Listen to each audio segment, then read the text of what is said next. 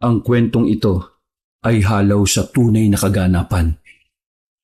Patungkol ito sa isang lugar na minsang binalot ng takot dahil sa pag-atake ng mga aswang. Itong lugar na ito ay sinadyang palitan ng pangalan upang itago ang tunay nitong pagkakakilanlan. Tahimik ang naging buhay ng mga taga San Fernando.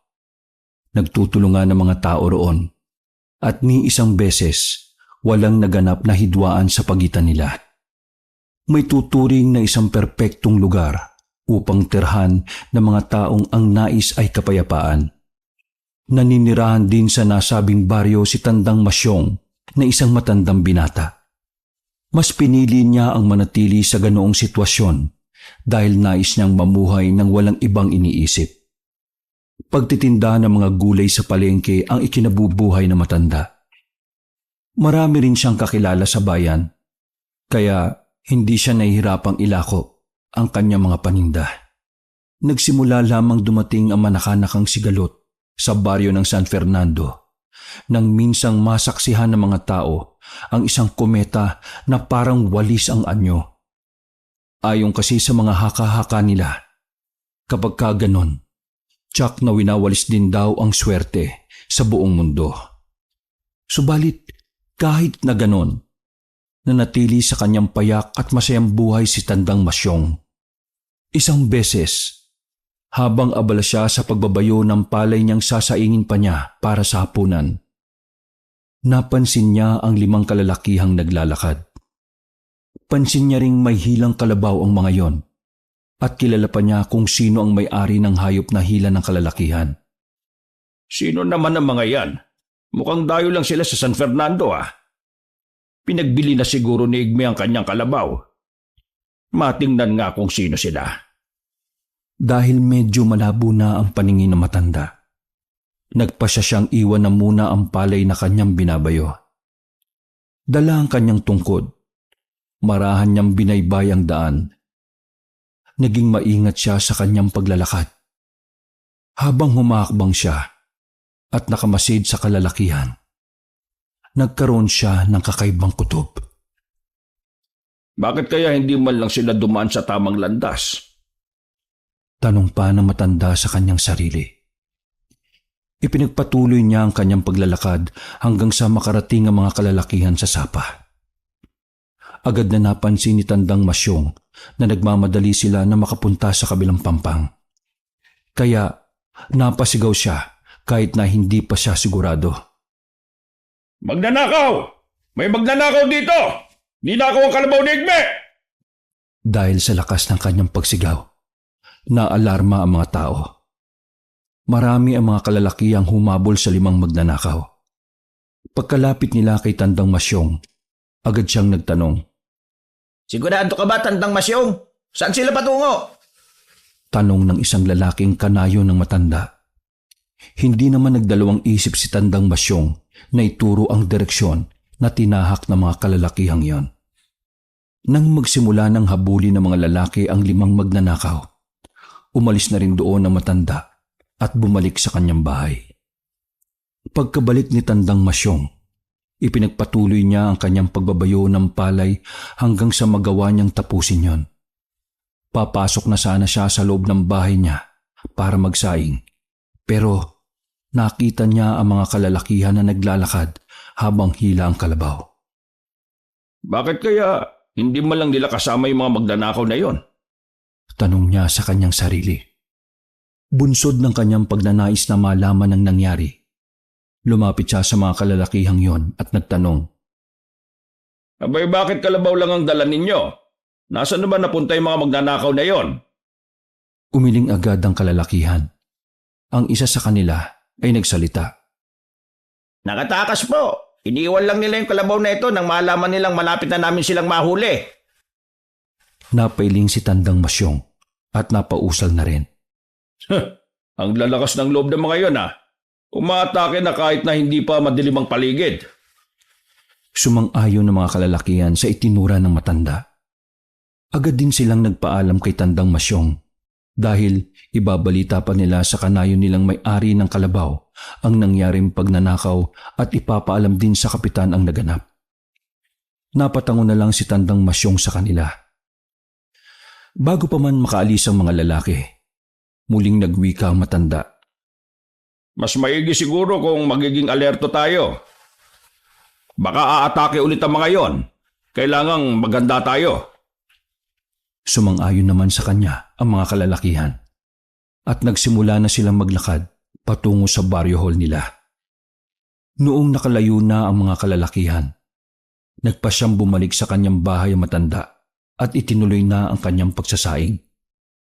Habang nagsasaing, nagmumuni-muni na rin ang matanda. Habang tumatagal, lalo ko nanghihina.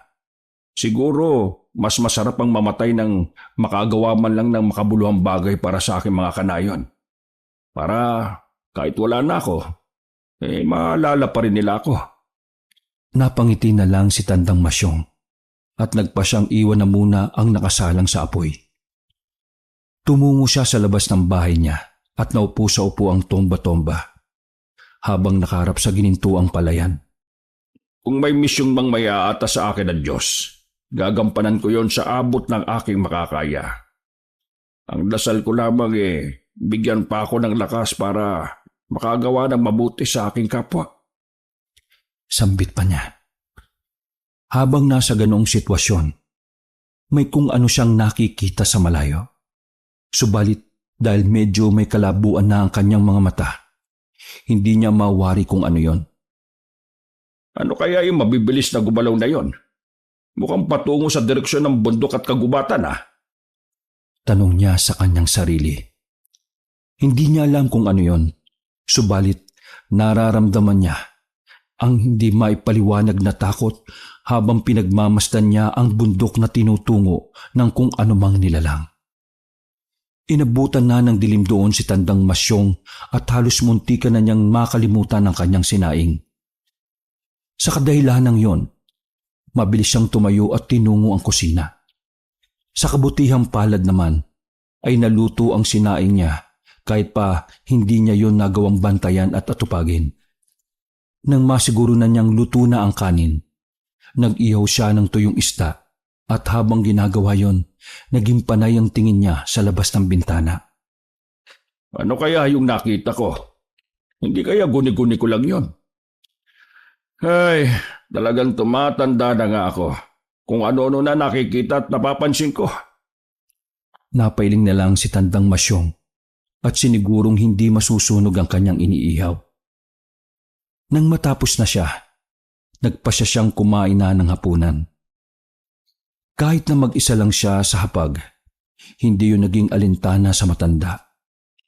Sanay na kasi siya sa ganoong sitwasyon.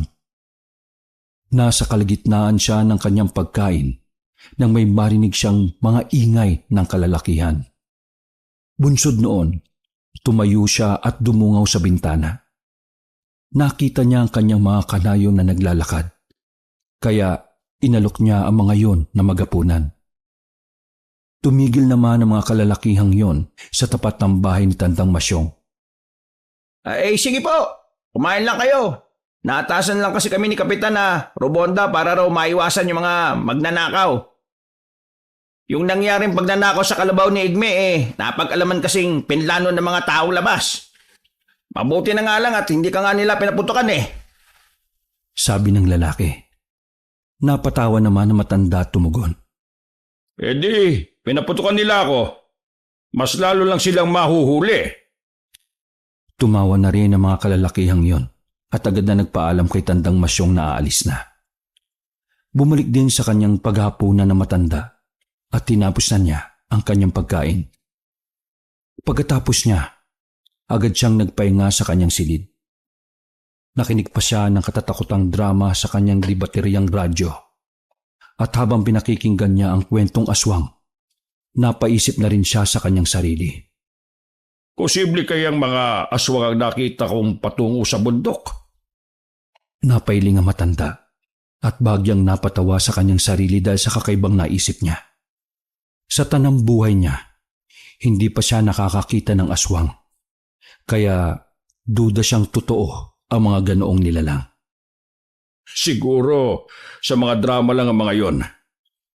Hindi na nagawang patapusin ng matanda ang kanyang pinakikinggan dahil nakatulugan na niya ito. Nagising na lamang ang matanda ng madaling araw at wala na siyang naririnig sa kanyang radyo. Akmang papatayin na sana niya yon nang may maulinigan siyang sunod-sunod na paghuni ng tiktik sa paligid. Natigilan si Tandang Masyong at nagmatsyag.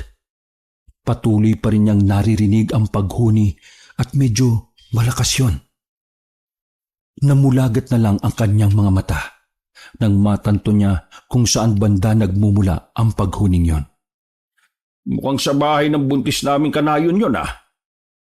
Ninais man ng matanda ang bumaba para alamin ang sitwasyon doon. Pero pinigilan siya ng kanyang matinding antok. Pinatay niya ang kanyang radyo at muling ipinikit ang kanyang mga mata. Sa pagpikit ng mata ng matanda, nagkaroon siya ng hindi inaasahang pangitain. May nakita siya sa kanyang isipan na isang lalaking dayo na walang malay. Habang nakikita ni Tandang Masyong ang mukha niyon, nakaramdam siya ng awa. Subalit, nang imulat na ng lalaking walang ulirat ang mga mata niya, biglang naglaho yun sa pangitain na matanda. Napabuntong hininga si Tandang Masyong at napaisip kung bakit biglaan ang pagkakaroon niya ng pangitain. Ano kaya ang ibig sabihin ng pangitain na yun? Hindi kaya konektado ang lalaking nakita ko sa nangyayari o mangyayari sa hinaharap? Anong namatanda sa kanyang sarili. Sinubukan pang isipin ni Tandang Masyong ang lalaki. Pero kahit na anong gawin niya, ay hindi na yung bumabalik pa sa kanyang pangitain. Gawa nun, minabuti na matanda ang matulog na lamang ulit. Kinabukasan, umugong ang balitang nagawang hulihin ng taga-baryo nila ang grupo ng mga magnanakaw. Kahit paano ay nakampante ang mga taga San Fernando dahil wala na mga taong naghahangad sa mga ari-arian nila. Nakulong ang mga magnanakaw na yon, kaya inakala ng mga tao na tapos na ang kanilang mga problema. Subalit, habang nakakampante sila, ay nagimbal silang lahat nang mabalitaan nilang inatake ng aswang ang isa nilang kanayon. Ganun na lang ang pagmamadali nila para tunguhin ang bahay ng buntis. Dahil nakuryoso na rin si Tandang Masyong, sumama siya sa mga kanayon niya. Pagdating nila doon, isiniwalat na matanda ang kanyang narinig. Kagabi, inakala ko pinaglalaruan lang ako ng aking pandinig. Narinig ko kasi ang sigaw ng babaeng yan na sinabayan ng huni ng tiktik. Pagkukwento ng matanda. Kung ganun Lolo Masyong, inatake nga ng aswang ang babaeng yan. Gimbal na wika ng isang kanayo nila. Dahil natatakpan pa ng telang puti ang biktima ng aswang, binuksan nila yon. Ganun na lang din ang pagkasindak ni Tandang Masyong. Kitang-kita niya na wakwak ang tiyan ng babae at nanunuyo na ang dugo nito. Subalit, ang mas nagpagimbal pa sa mga tao roon ay ang katotohanang nagawang dukutin ng aswang ang sanggol sa sinapupunan ng babae na siyang naging rason ng pagkawakwak ng kanyang tiyan. Hindi dapat tayo makampante. Kung nagawa ng aswang ang mang-atake ng buntis kagabi, tsak na magagawa rin niya yon sa mga susunod pa. Yan na naman ang kailangan nating paghandaan. Sambit ni Tandang Masyong na sinang-ayunan naman ng mga kanayon niya.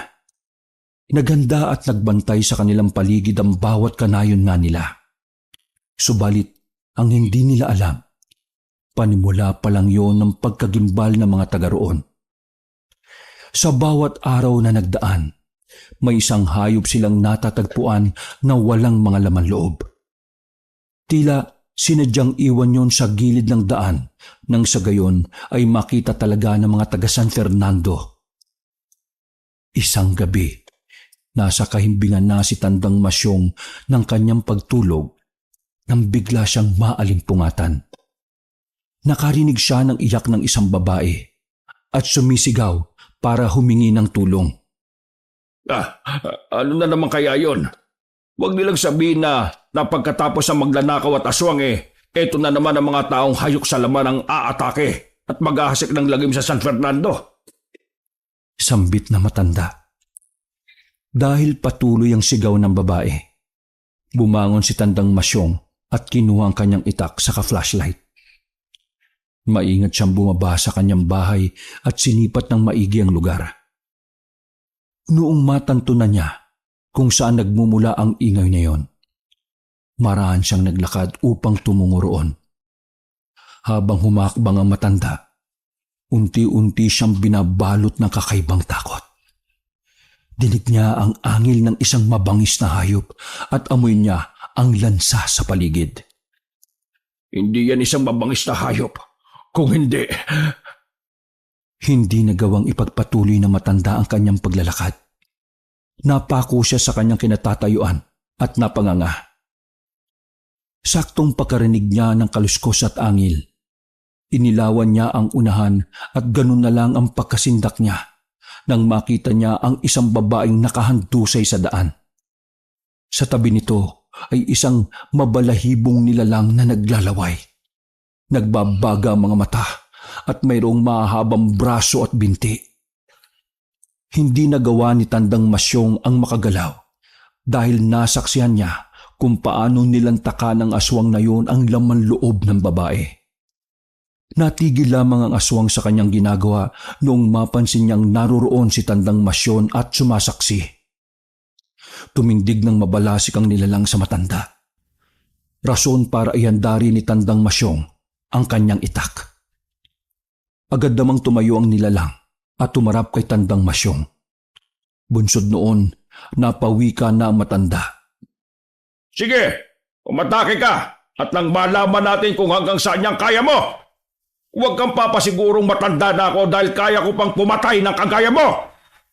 Pagkawika na matanda ng mga katagang yon, umangil sa kanya ang aswang. Muli pa sana magsasalita si Tandang Masyong, pero sa isang pagkisap ng mga mata, lumundag ng napakataas ang nilalang at hindi nalaman ni Tandang Masyong kung saan yun nagtungo.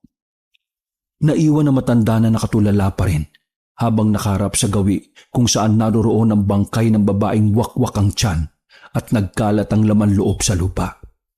Kahit na nasa kailaliman ng gabi, sumigaw ng ubod ng lakas si Tandang Masyong. Mga kanayon! May nabiktima na naman uli ang aswang! Makaraan ng ilang sandali, dumating ang ilang kabaryo ni Tandang Masyong. Hindi na naitago pa na matanda ang kanyang nakita at lalo lamang nagimbal ang mga tao dahil sa paglalarawan na matanda. Hindi tayo dapat makampante. Ang mga nilalang na kagaya nila ay umaatake sa mga oras na hindi natin inaasahan. Kaya kailangan maghanda tayo! Sambit ng isa nilang kanayon na nanginginig dahil sa matinding takot. Ang mga kagaya nila ay hindi natin dapat katakutan. Sila ang dapat na matakot sa atin dahil nasa lugar natin sila. Sambit naman ni Tandang Masyong habang nakatitig sa bangkay ng babae. Hindi nila kilala ang babae, kaya naisip nilang baka dayo yon sa kanilang lugar at dinala lang ng aswang doon para maligaw ang mga taong posibleng mag-iimbestiga sa naturang babae. Mas maigi sigurong ang kada isa sa atin magbantay sa paligid. Nang sa gayon, masiguro natin ang ating kaligtasan. Suwestyo ni Tandang Masyong. Agad namang pumayag ang mga tao roon upang masiguro nila ang kaligtasan ng kanilang lugar. Inilibing nila ang babae at nagsiuwian na silang lahat. Pagka-uwi ni Tandang Masyong sa kanyang bahay, sinubukan niyang matulog. Subalit, kahit na anong gawin niya, ay hindi siya dinalaw ng antok. Sa kadahilanang yon, nag-isip na lang siya ng mga bagay patungkol sa nangyayari. Habang tumatagal parang mas lalong lumalalang sitwasyon dito sa aming baryo Bakit kaya nagkakaganito? Hindi maarok na matanda ang tunay na dahilan ng unti-unting paglukob ng takot sa mga taga San Fernando. Pinilit ng mga tao ang mamuhay ng normal at sinubukan din nilang kontrolin ang manakanakang pag-atake ng aswang sa kanilang nayon. Kinabukasan, nagulantang ang lahat dahil sa kakaibang nangyayari. Maging si Tandang Masyong ay nag-alangan na rin dahil kahit na tanghaling tapat yon, biglaan ang pagdilim ng paligid. Sinubukan niyang tingalain ng araw at lalo lang din siyang nakaramdam ng pangamba nang makita niyang naglalaho ang araw at unti-unting nagiging kawangis ito ng anino. Duyog sa tanghaling tapat. Hindi maganda ito. Sambit ni Tandang Masyong. Alam niyang isa yung masamang signos sa kung anumang posibleng mangyayari sa hinaharap nila. Gawa ng kanyang pag-aalala, nagpasya siyang pumasok sa kanyang bahay.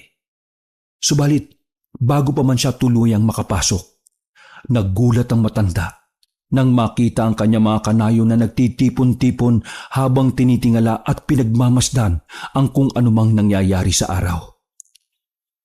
Sinubukan niyang sitahin sila at sabihing pumasok, pero baliwala sa mga yon ang kanyang salita. Ipinagpatuloy ng mga tao ang pag-uusisa nila sa duyog na nagaganap. Pagkapasok ni Tandang Masyong sa loob ng kanyang bahay, doon siya lalong kinilabutan. Habang bumabalik sa kanyang isipan ng itsura ng araw, ay nagkakaroon siya ng pangitain. Nagtitilamsikan ng mga dugo sa paligid at ang mga tao ay sumisigaw habang humihingi ng tulong. Bunsod nun, lalo pang nabahala matanda. May kung anong kutob siyang mas lalo pang lalala ang sitwasyon sa kanilang nayon sa darating na araw. Hindi ko dapat pabayaan ang mga tao rito. Kung kailangan kong ibuwis ang buhay ko, gagawin ko. Hindi ako papayag na ubusin at aapin lang kami ng mga nilalang na yan. Sambit ni Tandang Masyong sa sarili habang nakadungaw sa bintana at nakatitig sa mga taong tila nagsasaya sa duyog na nagaganap. Kinagabihan, hindi pa man pumapatak ng 8:00 ang oras, ay nabulabog na ang buong nayon ng San Fernando. Sunod-sunod ang paghuni ng tiktik sa paligid at ang pagaspas ng pakpak ng mga dambuhalang ibon. Nagsitayuan ang mga balahibo sa batok ni Tandang Masyong. Sinubukan niyang sumilip sa labas at napagtanto niyang marami ang mga nilalang na gumagala sa paligid. Alam niya sa kanyang sarili na hindi yun mga kabaryo niya. Kahit marami ang gumagala sa paligid, ay wala man lang siyang naririnig ng mga yabag ng paa. Ang mga mahihinang pag-angil ng mga nilalang na animoy mga aso na nag-aagawan sa pagkain, ang tanging nauulinigan niya. Pansin din ni Tandang Masyong ang malansang samyo ng hangin na kumakalat sa buong nayon nila. At parang may kung anong bagay na naroroon na siyang pinagmumulan nun. Ito na nga bang sinasabi ko eh. Tsak na naririto na sila. Hindi maaari ito. Hindi. Sambit niya sa kanyang sarili. Ninais na pigilan ng matanda ang mga nilalang na yon. Pero naisip niya na masyado pang maaga at hindi niya yun kakayanin na mag-isa. Naisip niyang maghintay na lang muna siya ng tamang oras. Nang sa gayon ay mapigilan niya ang mga aswang. Kapag darating ang oras na yon, hindi ako magdadalawang isip na lumabang kahit pamasawi ako. Buong gabi siyang nagmatsyag sa paligid. Hindi na siya nakatulog dulot ng pangamba para sa kaligtasan ng lahat. Habang nagmamatsyag sa paligid, napansin ng matanda na tila lalong dumarami ang mga aswang na gumagala. Dinig niya ang iyakan ng mga bata sa kanilang nayon na halatang takot. Napadasal na lamang si Tandang Masyong. Idinalangin niya na sana'y hindi maganap ang kung anumang kinatatakutan niya. Nasa kalagitnaan siya ng kanyang pagmamatsyag nang makarinig siya ng sigaw ng isang lalaki na sinabayan pa ng pag-angil ng mga nilalang sa paligid. Makalipas ang mahigit 15 minuto, ang sigaw ng lalaki ay kumambyo at naging paghingi ng tulong. Agad na nagkaroon ng kakaibang kutob si Tandang Masyong. Kaya bumaba siya sa kanyang bahay, dala ang flashlight niya. Hindi naging alintana sa kanya ang takot at pangamba na kanyang nararamdaman. Naisip niyang nasa panghanib ang lalaki at kailangan itong iligtas ang nasabing tao. Saan banda kaya yon? Tanong niya sa kanyang sarili. Kahit pa na may dala siyang flashlight, ay hindi niya yung ginamit. Alam niyang mas madali siyang mahuhuli ng mga nilalang na gumagala sa paligid kapag nakabukas yon. Maraan siyang naglakad habang tinutuntun kung saan naroroon ang ingay na ginagawa ng lalaki. Kalaunan, dinala siya ng kanyang mga paa sa bandang dulo ng palayan. Nagpalinga-linga si Tandang Masyong at naistatwa siya sa kanyang kinatatayuan nang makita niya ang halos 10 mabalahibong nilalang na pinagtutulungang kalabanin ng isang lalaki. Dahil hindi gaanong nakikita na matanda ang sitwasyon ng tao, pinili niya ang buksan ng kanyang flashlight at ilawan yon. Dulot ng kanyang ginawa ay natigilan ng mga aswang at napalingon sa kanyang gawi. Itigil niyo ang inyong ginagawa sa lalaking yan! Ako ang harapin ninyo!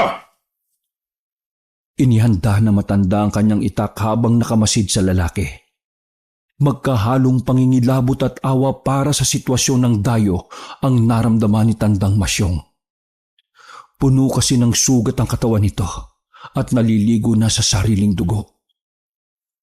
Dahil sa naging sigaw na matanda, napangisi ang mga aswang at humarap sa kanya. Inihanda nila ang kanilang sarili sa pag-atake kay Tandang Masyong. Huwag kang makialam pa rito, tanda! Hindi mo alam kung anong sasapitin mo sa mga nilalang na yan! Kaya ko ang aking sarili! Pilit na sigaw ng lalaki. Dahil nakaharap kay Tandang Masyong ang mga aswang, nagkaroon ng pagkakataon ng lalaki na damputin ang kanyang itak na nasa lupa. Nang magawa na ng lalaking kunin yon, muli ay nagwika si Tandang Masyong. Hindi pwedeng hindi ako makialam dito! Ang mga kagaya nila ay hindi dapat maghari-harian sa lugar na ito! Ayaw kong mamuhay sa takot ng mga taga San Fernando! Kayo mga aswang! Umalis na at huwag nang babalik pa! Itinaas na matanda ang kanyang itak at inakmang susuguri ng mga aswang. Dahil sa kanyang ginawa, napaangil ang mga nilalang at agad na humakbang para sugurin siya. Subalit, nakadalawang hakbang pa lang ang mga nilalang na yon nang mabilis silang inatake ng lalaki. Tinaga nito ang isang aswang at natamaan sa likuran. Dahil sa lakas ng pagkakataga ng lalaki, agad na nabuwal yon. Gawa nun, lumapit ang lalaki at walang pagdadalawang isip na tinaga ang liig nun. Rason para sumirit ang dugo mula sa sugat ng aswang. Pagkakita niya, napalingon ang 9 na mga aswang sa kanya at naging mas mabalasik ang pagtitig nila. Napatras ang lalaki at napawika. Yan ang nararapat sa inyo! Hindi dapat kayo binibigyan ng karapatang mabuhay! Humagikik ang mga aswang at ibinaling ang atensyon nila sa lalaki. Dahil doon, sinubukang agawin ni Tandang Masyong ang kanilang pansin. Harapin ninyo! Iwinasiwas niya ang kanyang itak. Pero naging baliwala yun sa mga aswang. Sa isang pagkisap ng mga mata ng matanda, mabilis na umatake ang mga aswang sa dugo ang lalaki. At muli ay pinagtulungan nila siyang kalmutin at kagatin. Tanging pagsigaw na lang ang nagawa ng tao at agad na nabuwal sa lupa dulot ang pinagsamang puwersa ng mga nilalang. Nung nakita ni Tandang Masyong na halos patay na ng mga aswang ang lalaki, mabilis siyang lumapit sa kanila. Walang takot ng pinagtatataga ang likuran ng mga nilalang hanggang sa tumigil sila sa kanilang ginagawa. Umangil ang mga aswang at tinarap siya. Kasunod nun, tumayo ang aswang at inatake siya. May ilang aswang na sumakal kay Tandang Masyong at ang iba naman ay sinubukan siyang hawakan sa kanyang mga kamay at binti. Pilit na nagpumigla sa matanda habang walang tigil na pinagmumura ang mga yon. Ilang sandali pa, ramdam niyang unti-unti siyang nawawala na ng hangin. Gawa ng pagkakasakal sa kanya ng isang aswang. Magbabayad kayo! Pagbabayaran niyo ang ginawa niyo ito! Hindi kayo magtatagal sa lugar namin! Lilipunin kayo na kung sino mang hindi natatakot sa inyo! Humagikik lang ang mga aswang dahil sa sinabi ng matanda. sa hindi inaasahan ni Tandang Masyong. Nakaramdam siya na matinding kirot sa kanyang tiyan na animoy dinukot ang kanyang laman loob.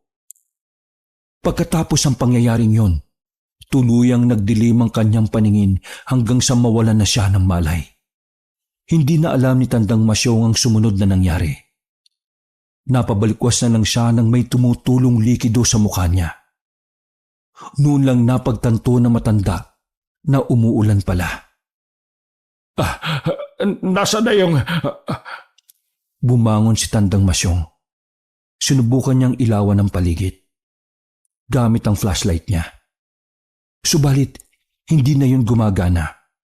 Dulot noon, nangapa siya upang alamin kung naroroon pa rin ba ang lalaki sa kanyang pwesto. Lumipas pa ang ilang sandali.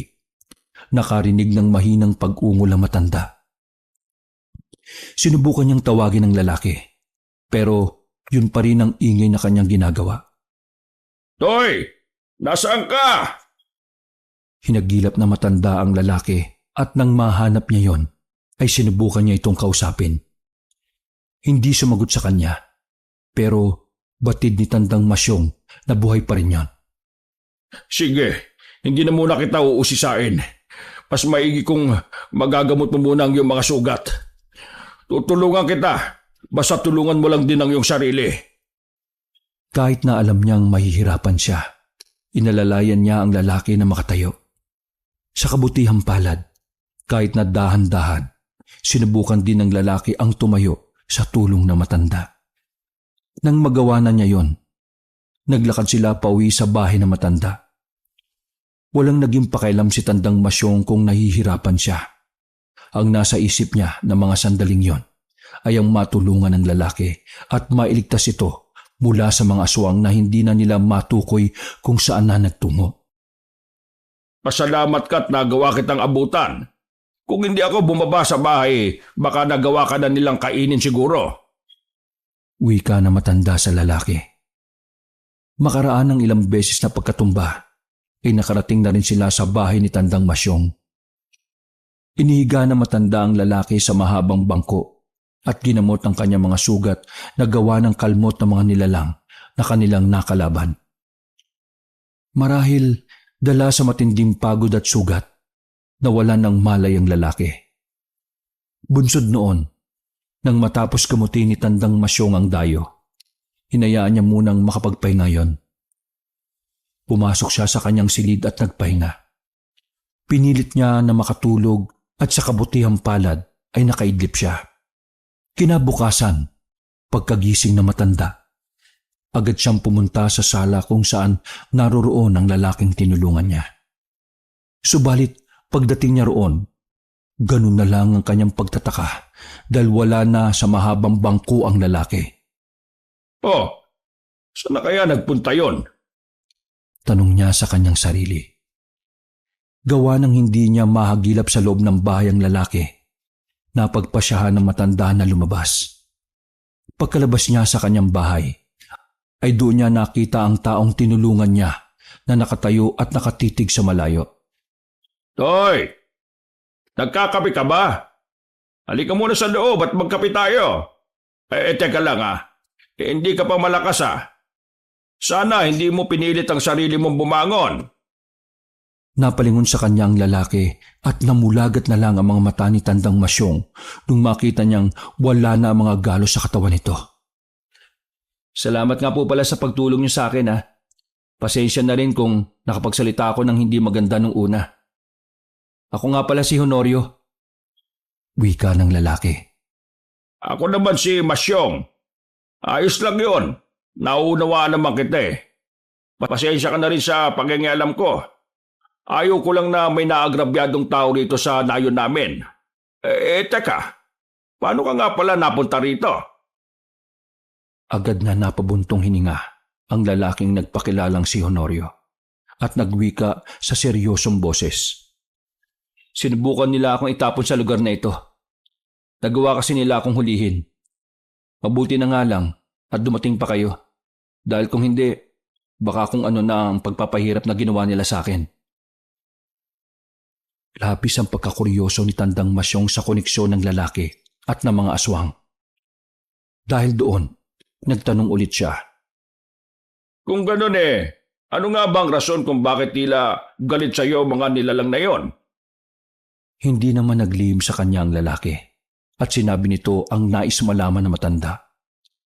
Dahil doon, nalaman na matanda na grabe ang galit ng mga aswang sa lalaki dahil isa ito sa matindi nilang kalaban. Pinipigilan raw kasi ng lalaki ang kung anumang ginagawa nila sa mga kanayon nito.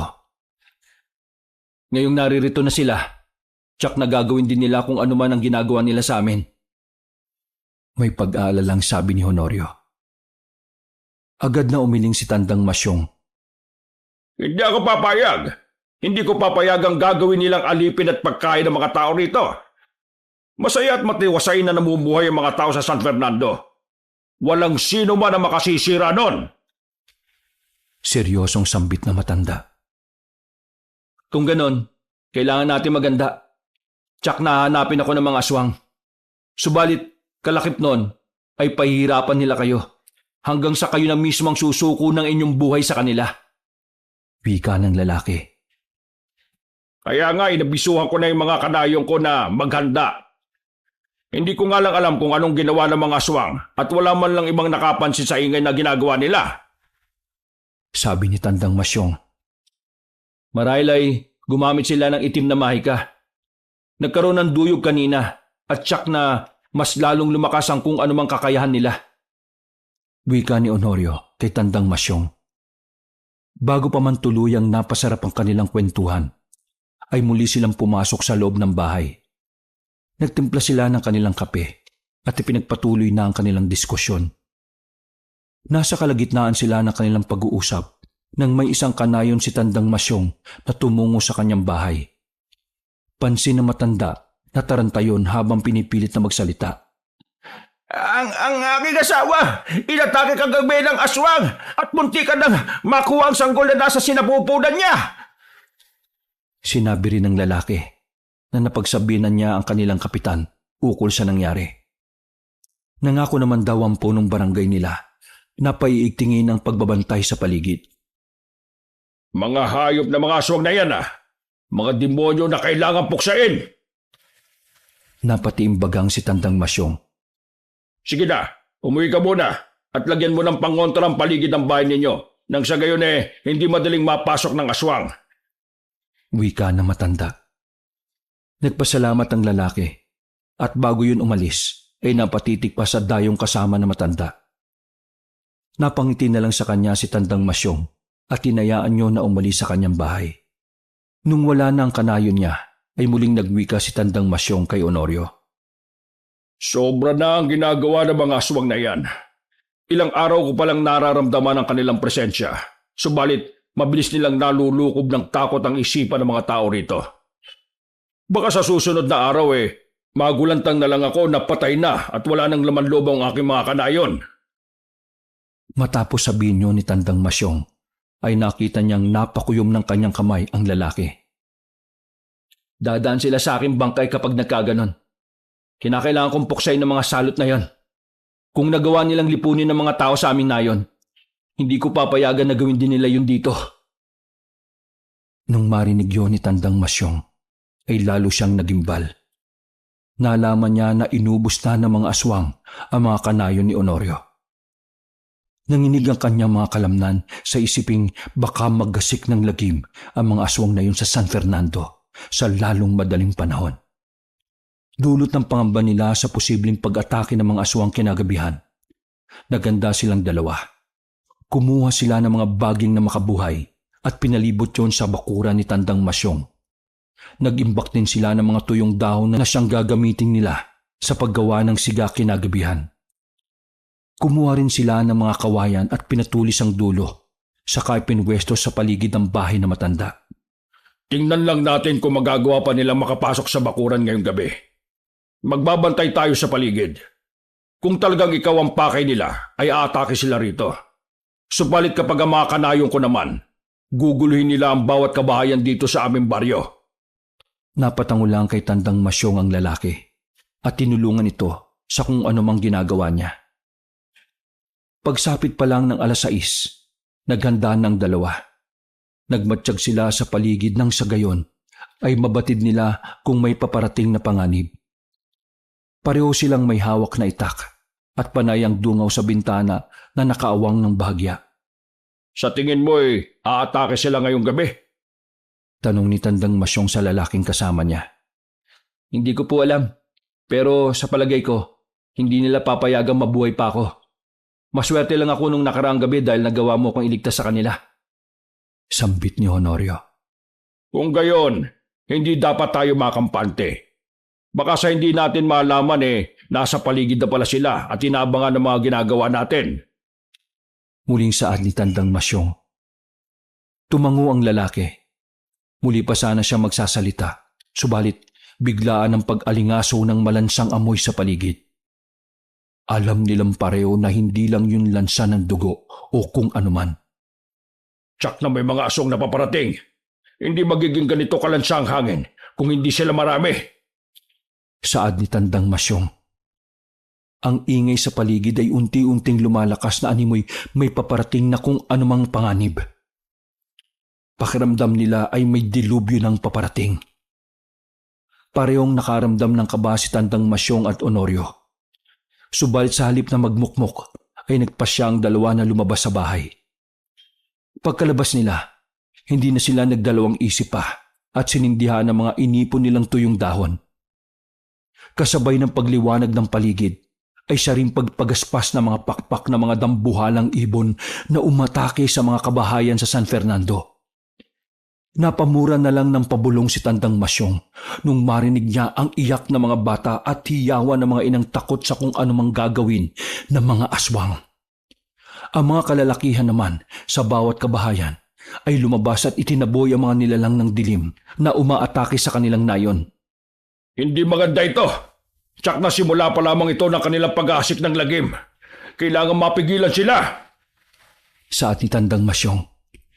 Lalabas na sana siya ng kanilang bakuran at tutunguhin ng mga kabahayan para kalabanin ng mga aswang. Pero agad siyang pinigilan ni Honorio. Wag na, Lolo Masyong. Tsak na magagawa ka lang nilang patayin kung gagawin mo yan. Malakas sila dahil sa nangyaring duyog. Huwag! Pababayaan ko na lang ang mga kanayong ko sa mga aswang. Napalingon si Tandang Masyong at napakunotang noo. Hindi yan ang ibig ko pong sabihin. Ang nais kong iparating ay may araw rin ang mga aswang na yan. Subalit hindi ngayon. Palalampasin lang natin ang pagbago ng buwan. Sa ganoong paraan ay bagya silang manghihina. Paliwanag ng lalaki sa matanda. Wala nang nagawa si Tandang Masyong. Tumango na lamang siya kay Honorio at nagbatsyag sa paligid habang unti-unting inaatake ng mga aswang ang nayon niya. Ang bahay lamang na matanda, ang tanging bahay na hindi narating ng mga nilalang. Matagal ko na silang pinagsabihan na maganda. Pero ang titigas sa mga ulo nila. Ayan tuloy. Sana man lang hindi sila magawang sakta ng mga aswang. Sabi ni Tandang Masyong. Habang nasa ganoong sitwasyon sila, may lumapag na isang dambuhalang ibon sa tapat ng bakuran ni Tandang Masyong. Parehong napamurang dalawang lalaki nang makita nilang nagbabaga mga mata ng nasabing nilalang. At ang pakpak nito ay halos 2 dipa ang lapad. Huwag kang magkakamali. Sa oras na subukin mong pumasok, titiyakin namin magiging abo ka. Sambit ni Honorio. Habang kinukuha ang kawayang pinatulis nila ang dulo. Humuni ang nasabing ibon ng napakalakas. Dahil doon, nagwika na rin si Tandang Masyong. Hindi ako papayag na kunin yung lalaking ito. Ngayong nasa pamamahay ko siya, poprotektahan ko siya kahit mabuhay ko ang kapalit. Hindi niyo magagawang lipunin at talipinin ng mga taga San Fernando. Kami mismo ang pipigil sa binabalak ninyo. Pagkatapos magwika na matanda, umatungal ang aswang na yon. Nagkaroon ng kutob ang 2 lalaki na marahil ay tinatawag ng aswang ang kanyang mga kasama. Dahil doon, walang pagdadalawang isip nilang sinibat yon gamit ang kawayang may matulis na dulo. Natamaan ang nilalang sa bandang dibdib at agad na nabuwal sa kung saan siya nakapwesto. Isang mahabang pag-ungol na lang ang nagawa ng aswang dulot ng matinding kirot na nararamdaman nito. Yan ang nararapat sa mga kagaya mo. Sambit ni Honorio. Pagkatapos niyang sabihin ng mga katagang yon, mabilis siyang lumabas sa bakuran ni Tandang Masyong. Pipigilan pa sana siya na matanda, subalit mabilis na nakaalis ang lalaki at lumabas sa bakuran. Nilapitan ng lalaki ang nilalang na nooy nakahandusay sa lupa. Nasaan yung ibon pa rin yon? Pero kapansin-pansin ang mukha nitong katulad ng tao. Magiging katulad mo rin ng iba mong kauri. Pagkawika ni Honorio ng mga katagang yon, muli niyang hinugot ang kawayan sa dibdib ng aswang. Walang pagdadalawang isip niya itong itinarak sa bunganga ng nasabing nilalang at tinaya ang bumulwak ng dugo roon. Matapos yon ay hindi nakagawa ng kung anumang ingay ang aswang. Subalit biglang natigilan ng lalaki nang makarinig siya ng sunod-sunod na pagaspas ng pakpak at paghuni ng tiktik sa paligid. Sa rasong yon, nagmadali siyang pumasok sa bakuran ni Tandang Masyong. Nasakto namang nakapasok na si Honorio nang may mga umaligid na mga nilalang sa bahay na matanda. Alam nilang mga aswang yon dahil sa biglaang pag-alingaso ng nakakasulasok na amoy sa paligid. Sinasabayan pa yun ng mga paghuni ng tiktik na parang sabik na sabik kung anumang nais nilang gawin. May mga narinig silang yabag na mga paa. Subalit kahit saan mang dako sila titingin ay wala naman silang nakikitang nilalang. Tsak na gumagamit sila ng tagabulag. Wika na matanda.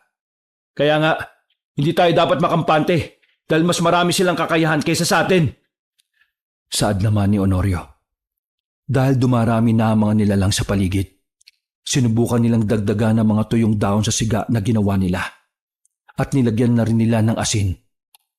Dahil sa ginawa nila, naging mas maliwanag pa ang paligid at parang nataranta ang mga nilalang. Kung saan man kayo, magpakita kayo sa amin. Bakit? Takot ba kayo dahil nasa loob kami ng lugar na puno ng panlaban sa inyo? Sigaw ni Tandang Masyong. Hindi ba't nais niyo akong patayin? Ngayon pa lang patayin niyo na ako. Dahil kapag hindi niyo ako nagawang paslangin, isinusumpa ko na kayo ang papatayin ko. Sigaw naman ni Honorio. Habang iginagala sa paligid ang kanyang paningin. Inakala nilang aatake nga sa kanila ang mga aswang dahil sa seryoso ang mga iyon na sugurin silang dalawa. Subalit, nung magpakita na ang napakaraming nilalang kina Honorio at Tandang Masyong, agad na umalis ang mga iyon. Tsak na natatakot sila sa mga pananggalang na inilagay ko sa paligid. Kaya nagsipulasan sila tumalis. Magsasaya na sana matanda dahil lumisan na ang mga aswang. Subalit, natigilan siya nang kalabitin siya ng kasama niyang lalaki. Tinanong niya si Honorio kung ano ang problema at agad na nasagot ang katanungan niya nang makita niyang ang mga aswang pala na umalis sa tapat ng kanilang bahay ay dumiretso sa mga kabahayan ng ibang taga San Fernando. Ang mga sumunod na nangyari ay hindi kinaya ng dalawa. Dinig nila ang hiyawan ng mga kababaihan at kabataan na humihingi ng tulong. Ang mga kalalakihan naman ay nagmumura na parang sobra ang galit na kanilang nararamdaman. Noong mga panahong yon, nagkatitigan ng dalawang lalaki at agad ding nagwika si Tandang Masyong. Hindi na natin kailangan na hintayin pa ang tamang pagkakataon. Kapag naghintay tayo, mauubos ang mga kanayong ko. Kung may tamang panahon man, ay ito na yon! Napatango si Honorio sa kanya at agad ding napawika. Tama ka, Lolo Masyong. Walang ibang tamang panahon kundi ngayon na. Kailangan ko ring harapin ang mga yan nang sa gayon ay matapos na ito. Kailangan kong tapusin kung ano man ang nasimulan ko sa aming nayon. Matapos ang palitan nila ng kataga, pumasok sila sa loob ng bahay at pinahiran ng abong mula sa lutuan ang kani-kanilang itak. Pangontra nila yon sa mga nilalang ng dilim. Muli silang lumabas ng bahay, pero noong mga panahong yon ay hindi sila nanatili sa loob ng bakuran ni Tandang Masyong. Dala nila ang kani-kanyang itak at flashlight na di baterya. Dali-dali silang tumungo sa bahagi kung saan naroroon ang napakaraming kabahayan. Malayo pa lang silang dalawa ay dinig na nila ang hiyawan ng mga taong nagmamakaawa at humihingi ng tulong. Sininagan nila ng flashlight ang paligid at ganun na lang ang pagkasindak ng dalawang lalaki noong makita nila na napakaraming tao ang nakahandusay sa labas ng kanilang bahay at pinagpipiestahan ng mga nilalang na mabalahibo. Mga demonyo kayo! Hindi pa ba kayo nakontento sa ginawa niyo sa nayo namin? Galit na sigaw ni Honorio sa mga aswang. Ang mga nilalang na nakarinig sa kanyang pagsigaw ay tumigil sa kanilang ginagawa. Napalingon sila sa dalawang lalaki na nagmamadaling lumapit sa kanila habang hawak ang tig-iisang flashlight at itak. Kami ang harapin ninyo! Hindi ang mga taong walang kalaban-laban sa mga kagaya niyong demonyo! Sigaw rin ni Tandang Masyong. Pareho nilang iginala sa paligid ang liwanag ng kanilang flashlight. Nakita nila na sa lahat ng kabahayan ay may nabiktima ang mga aswang. Ang mga babae at kabataan ay mabilis nilang nagawang pagkain at pagpiestahan sa harap ng mga kalalakiang tila nawawalan na ng lakas ng loob. Nang mga panahong yon, muling nagsisisigaw si Tandang Masyong. Kayong mga lalaki, tumayo kayo at ipaglaban niyong pamilya ninyo! Huwag niyong hayaang lipunin tayo ng tuluyan! Pagkasigaw ni Tandang Masyong, ay parang nabuhayan ng loob ang mga kalalakihan. Sumugod sila at napahiyaw sa pinagtulungang tagain ang mga nilalang. Subalit, hindi rin nagpatinag ang mga aswang sa mga kalalakihan ng San Fernando. Nagkaroon ng madugong labanan sa pagitan ng mga yon, at dahil walang ibang kakayahan ng mga lalaki, ay unti-unti silang nagagapi. Nang makita ni Honorio at Tandang Masyong na alanganin ng mga kanayon nila, mabilis din silang umatake. Ganun na lamang ang pagkamangha na matanda sapagkat kakaiba ang lakas at liksi na ipinamalas ni Honorio. Kahit mag-isa lang ang lalaking yon, nagagawa niya itong kalabanin ng 3 hanggang 5 aswang gamit lamang ang kanyang itak at kamao. Ang bawat aswang na kanyang nakakasagupa ay humahandusay sa lupa at nahihirapan ng makabangon. Walang ano-ano. Nakita ni Tandang Masyong na may isang nilalang na papalapit kay Honorio. Pero hindi ito napansin ng lalaki. Inakma ng aswang na kalmutin sana siya sa likuran. Kaya mabilis na napakbang si Tandang Masyong. Honorio! May aswang sa likuran mo! Pagkasabi niya ng mga katagang yon, agad niyang tinaga ang aswang sa batok. Sakto namang napalingon si Honorio at nakita niya ang aswang na unti-unti nang nabubuwal sa lupa. Dahil doon, agad niyang sinipa yon hanggang sa tumilapon. Pagbagsak ng nilalang, agad na humiwalay ang kanyang ulo sa katawan nito. Hindi makapaniwala si Tandang Masyong sa nasaksihan niya, pero nanatiling tikom ang kanyang mga bibig.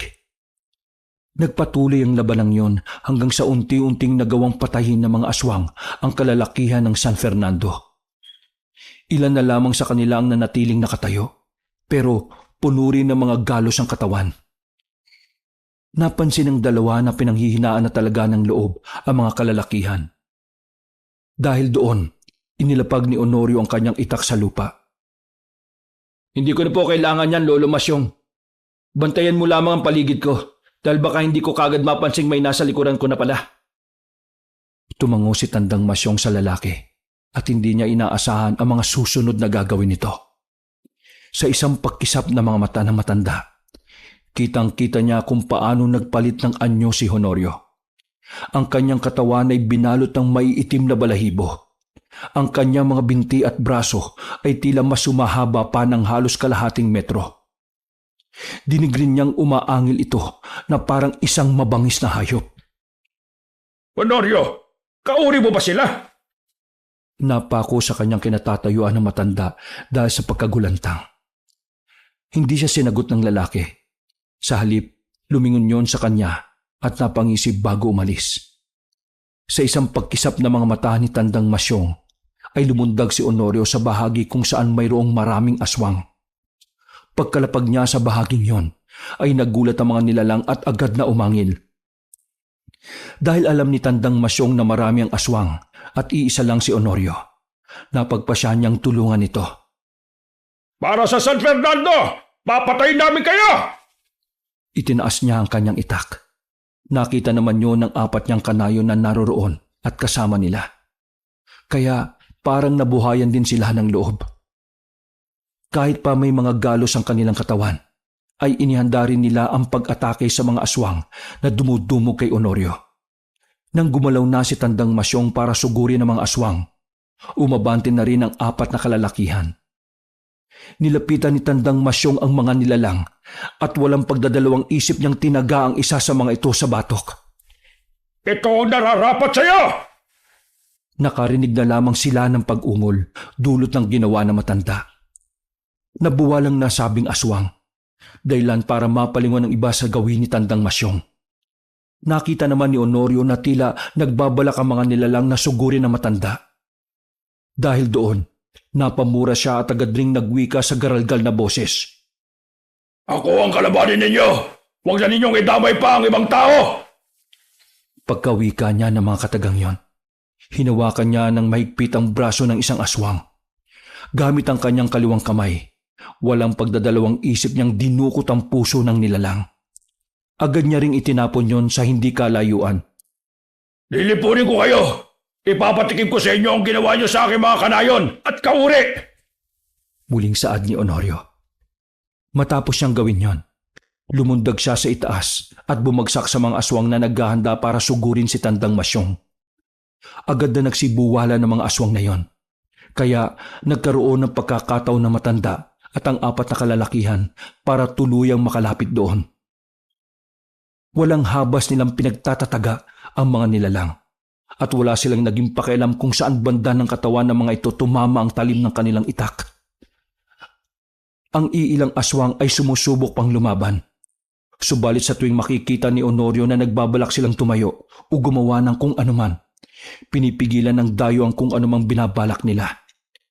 Bunsod ng pagiging sugatan ng mga aswang na nakahandusay sa paligid ni Tandang Masyong, hindi sila nakagalaw. Nilapitan na lamang sila ng dayo at isa-isang binali ang kanilang leeg. Nang magawa yun ni Honorio, dinukot niya ang mga puso ng mga nilalang at itinapon sa kung saan. Ang mga kagaya nyo ay hindi binibigyan ng karapatan para mabuhay. Nananahimik kami sa aming nayon at nakukontento sa kung anumang meron kami.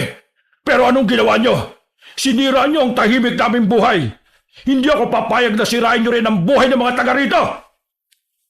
Buong lakas na sigaw ni Honorio habang nakatingala. Pagkatapos siyang isigaw ang mga katagang yon, biglang lumakas ang ihip ng hangin.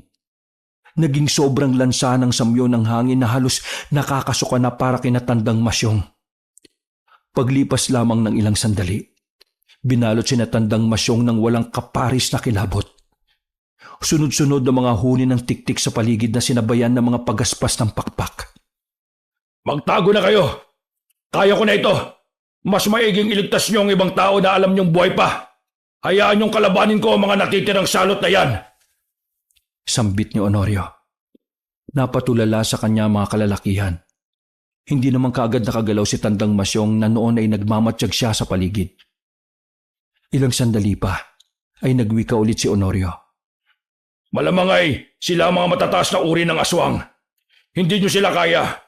Ako ang dahilan kung bakit nagkaroon ng ganitong kaguluhan dito sa nayon ninyo. Kaya hayaan niyo kung tapusin yung dito mismo. Wala nang nagawa ang 5 lalaki kung hindi ang sundin ang ninais ng dayo na nasa anyo ng isang aswang. Sa halip na magtago, maingat nilang pinuntahan ng mga kabahayan at inalam kung may mga natitirang buhay roon. Nang tuluyang makalayo ang 5, doon nila narinig ang paglapag ng mga nilalang sa lupa kung saang banda naroroon si Honorio. Lahat sila ay kinakabahan, pero iisang bagay lang ang kanilang iniisip. Kailangan nating iligtas kung sino man at kung may natitira pang buhay sa taga San Fernando. Sambit ni Tandang Masyong. Inisa-isa nila ang mga kabahayan sa kanilang nayon. Maswerte sila dahil kahit papaano ay may mga natitirang buhay roon at sumisiksik lang sa bahaging hindi madaling nakikita. Tayo na!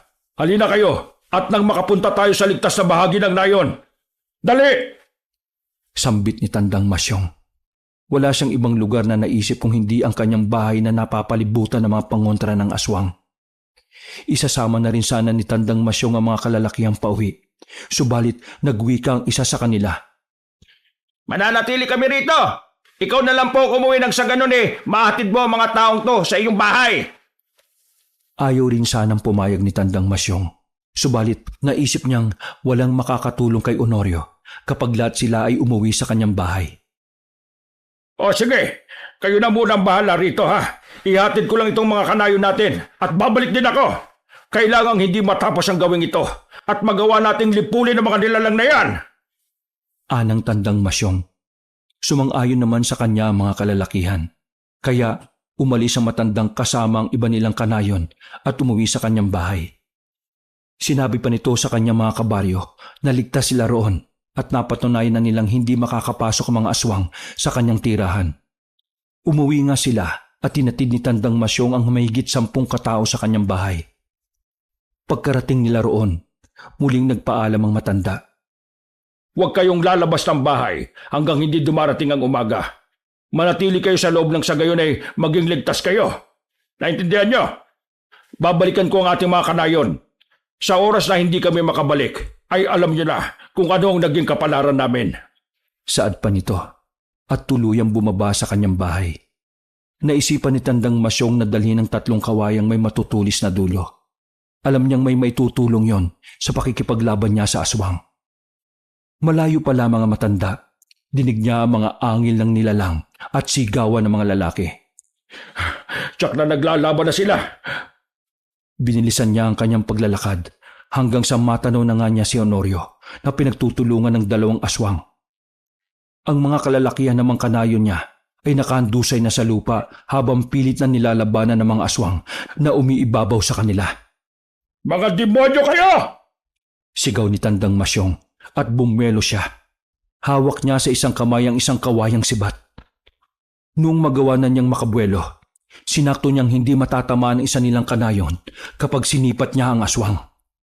Napamura na lamang ang matanda at natuwa nang nagawa niyang tamaan ang aswang. Huwag niyong kalabanin sila! Ako ang harapin ninyo! Sigaw ni Tandang Masyong. Napalingon sa kanya at galit na ang mga aswang. Agad na umalis ang mga yon sa ibabaw ng kalalakihan.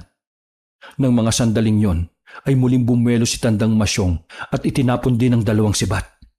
Dahilan para tumarak yon sa dibdib ng 2 pang aswang. Ha! Hindi pa ako nagbiminti sa sibat ha! Pagsigaw ni Tandang Masyong, mabilis siyang inatake ng isang aswang. Sa isang pagkisap ng mata ng matanda ay nasa harapan na niya ito at halos sasagpangin na siya. Pero naging mabilis ang kanyang paggalaw at buong lakas na hinato ng itak ang leeg ng nilalang. Naging dahilan yon para mapugutan agad ng ulo ang aswang. Huwag kayong pagagapi sa kanila. Kahit na mas mataas na uri sila ng aswang, hindi nila tayo kaya! Sigaw ni Tandang Masyong. At sinabi sa kanyang mga kasamahan na tingnan ang nangyari sa aswang na pinugutan niya ng ulo.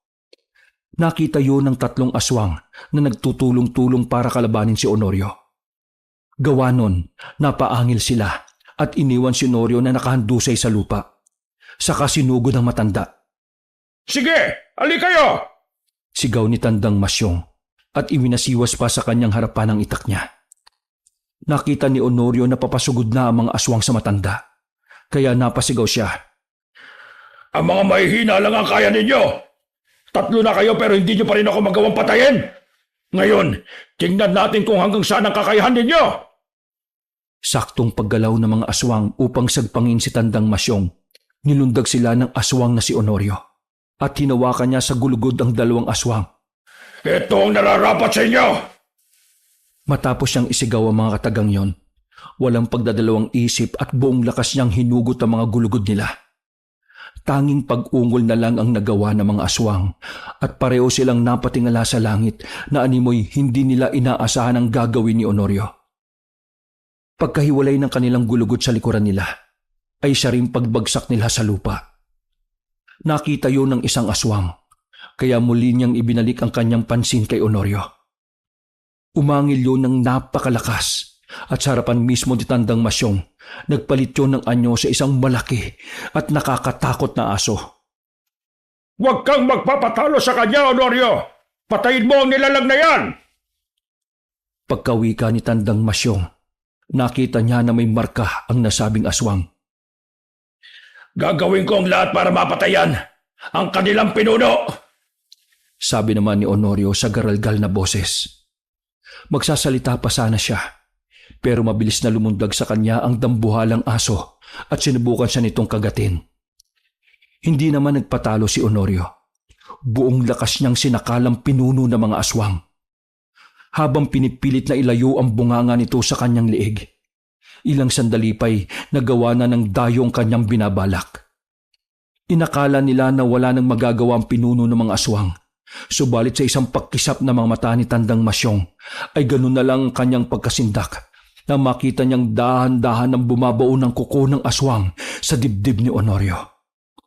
Agad na naisip ng matanda na balak ng pinuno ng mga aswang na dukutin ang puso ni Honorio.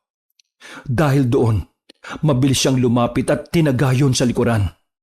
Ganun na lamang ang pagkamulagat ng mga mata ng matanda na makita niyang hindi man lang tinablan ng kanyang itak ang aswang. Demonyo ka nga! Hindi ka tinatablan ng aking itak! Pero titiyakin kong mamamatay ka dito sa aming dayon! Matapos sabihin ni Tandang Masyong ang mga katagang yon, nilingon siya ng aswang at inangilan. Habang nakatitig pa sa matanda ang nasabing nilalang, naglalawayo ng malapot. Bunsod ng pagkawala ng atensyon ng pinuno ng aswang kay Honorio, hindi nito nasubaybayan ang kung anumang galaw ng lalaki. Habang nakamba ang pinuno ng mga aswang upang dukutin ang puso ni Honorio, dahan-dahan namang inilapit ng lalaki ang kanyang daliri sa liig ng nasabing aswang. Saktong pagkalingon ng nilalang na nasa ibabaw ni Honorio, tumarak ang daliri ng lalaki sa liig ng aswang. Bumulwak ang dugo roon, pero naging baliwala yun sa pinuno ng mga aswang. Nakita yun ni Tandang Masyong, kaya napamura siya at muli ay sinubukan niyang tagain ang nilalang. Subalit sa hindi inaasahan, ay nagawang hawakan ng pinuno ng mga aswang ang itak na matanda. Sa isang iglap, ibinalibag nito si Tandang Masyong, dahilan para mapasigaw ang matanda. Tumilapon sa hindi kalayuan si Tandang Masyong. Mabuti na lang at nagawa siyang alalayan ng kasama niyang kalalakihan. Muli pa sana siyang susugod para tulungan si Honorio, pero pinigilan siya ng kanyang mga kasama.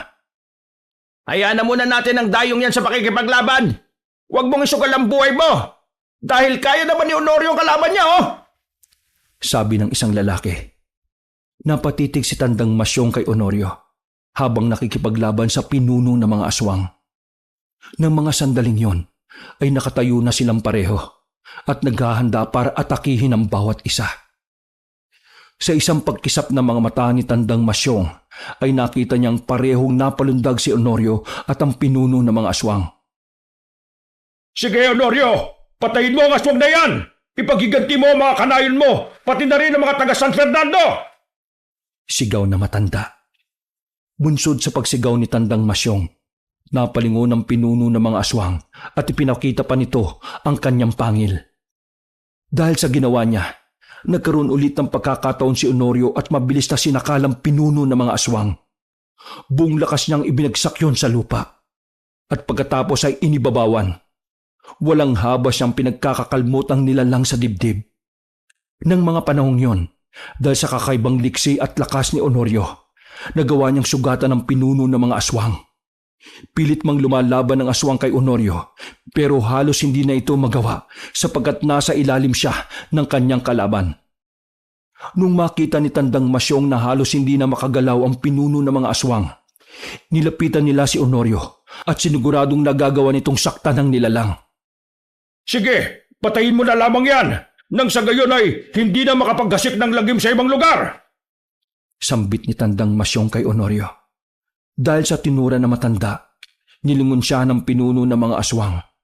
Umangil yun ng napakalakas at buong lakas na ibinalibag si Honorio.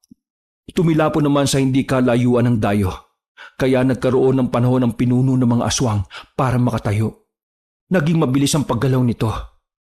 Maya-maya lang ay nasa harapan na siya ni Tandang Masyong. Naging mabilis ang paggalaw nito. At sa isang pagkisap ng mga mata ni Tandang Masyong ay nasa harapan na nila ang nasabing nilalang. Mabalasik siyang tinititigan nito at bago pa man makaatras ay sinakal na si Tandang Masyong ng pinuno ng mga aswang. Kahit anong gawin mo, hindi ka na makakaligtas! Mapatay mo man ako, dito ka na rin mamamatay! Pahirap ang sambit na matanda. Iniangat ng pinuno ng mga aswang si Tandang Masyong at buong lakas na itinapon sa mga kalalakihang kanayon niya. Dulot ng ginawa niya, Nabuwal silang lahat sa lupa. Lulundag pa sana ang nilalang upang sugurin si Natandang Masyong, pero natigilan yun nang makarinig siya ng angil sa likuran niya. Walang iba yon kung hindi si Honorio na nooy mabalasik ding nakatitig sa kanya. Hindi na nagawa ng pinuno ng mga aswang na lundagin pa si Tandang Masyong. Sinakal siya mula sa likuran ni Honorio at pagkatapos ay ibinalibag. Bago pa man makatayo ang nilalang, nilundag na siya ni Honorio at dinukot ang mga mata nito pagkatapos ay kinain. Tingnan natin kung kakayanin mo pang makalaban kung wala ka nang nakikita. Garalgal na wika ni Honorio.